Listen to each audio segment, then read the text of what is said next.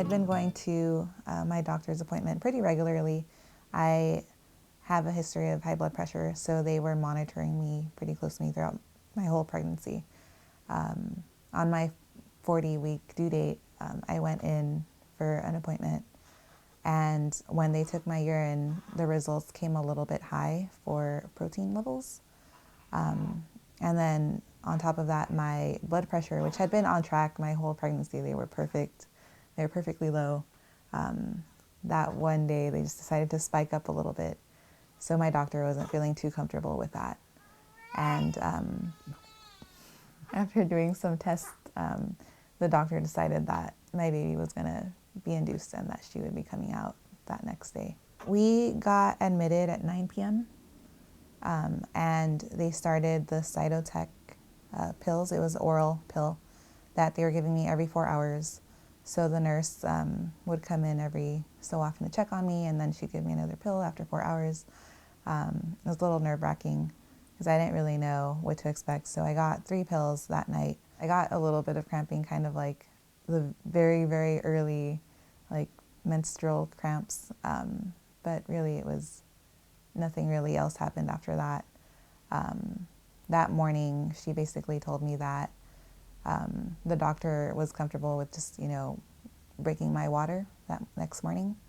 And then depending on how that went, that he would look into, maybe augmenting with Pitocin if he felt like I needed it. But he just wanted to start with breaking the waters to see how that went. When the doctor checked me that morning, I was 3 centimeters dilated. And the Cytotec did help with my cervix to help soften it. So that was good.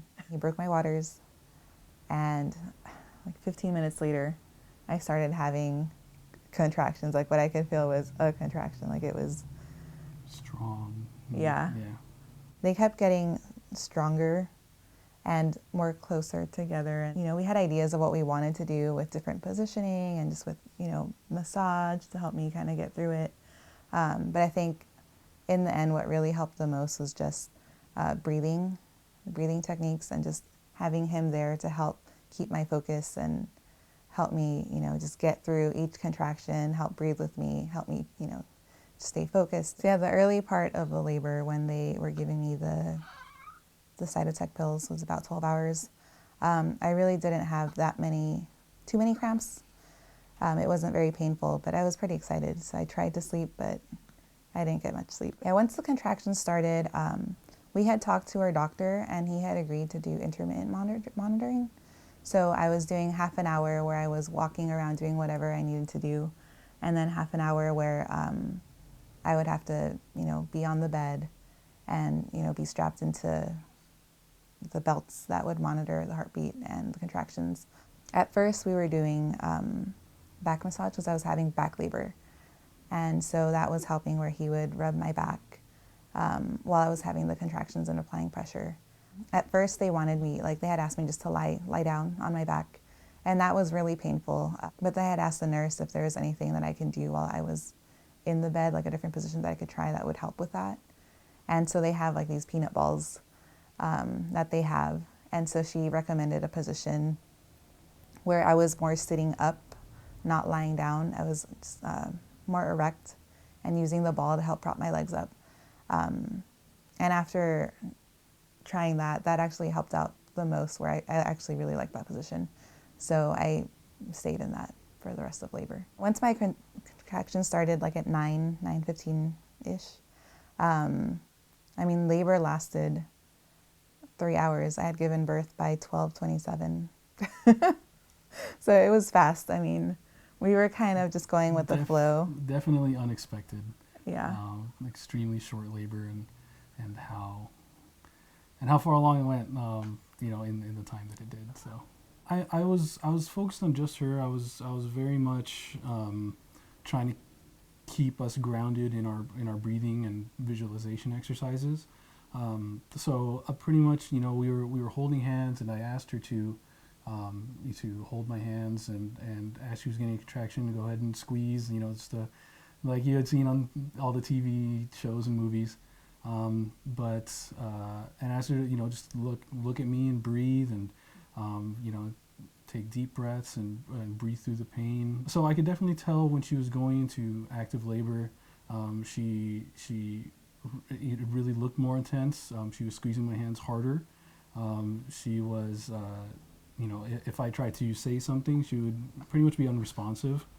And it kind of progressed as the contractions got closer and closer. It was so sudden, just because they measured me at like noon, and they told me, you're at 7 centimeters. We're going to call the doctor and let him know he can start making his way over. Maybe like 10 minutes later, I asked the nurse, I have to go to the bathroom. I need to poop. And she was just like, hold on, don't go yet. Let me check you again. And we just want to make sure that it's not the baby, because sometimes it feels like when you have to poop that it's actually your baby traveling down your birth canal. So she checked me again, and this was like 10, 15 minutes later, and I was at 9 centimeters. I was trying to take short breaths, and it was just so intense, that urge to go to the bathroom, that I mean, there was nothing I can do. All the breaths in the world, I felt like, weren't really helping me stop that. And next thing I know, one of the nurses pops her head in. They were all rushing off to the side, getting everything ready. So it was really just him next to me and no one in front of me. And a nurse pops her head in the room, and she just says, the head's out. She just wanted out. And I was just in shock. And so then they all kind of like came in front of me, and they basically said, okay, next one, just push. And it was basically that first 2 pushes, like that first push, her head came out. I didn't even realize it. And then the second push, she just came flying out. And it was amazing just how fast it came. Like I didn't really have time to process that I went through transition, just because I felt like I was going through transition, but then it just like sped up so fast to your baby's out, that I was kind of in shock. It just took somebody else walking into the room and letting everyone in the room know that the head is not even crowning, her head is out. And then at that point, when they said that, I broke my gaze from Roxy's face, and I looked over, and I could definitely see her head was out. And I was freaked out because there was no one there, and I was like, oh, is she okay? And she started crying with her head out. She started crying before she was fully born. So when they came over and they started, supporting and telling her to push, this time, I saw her shoulders come out, and as soon as I saw her shoulders come out, I knew that the rest was going to be, the hardest part was done. It was a happy ending. Yeah.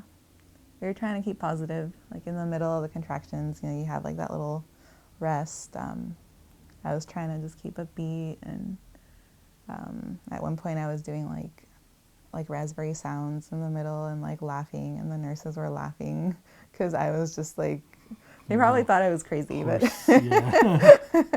just making funny noises between contractions. And I was just like, okay, do what you need to do. But I think it just helped my mood kind of distract me from just the pain that was going to come.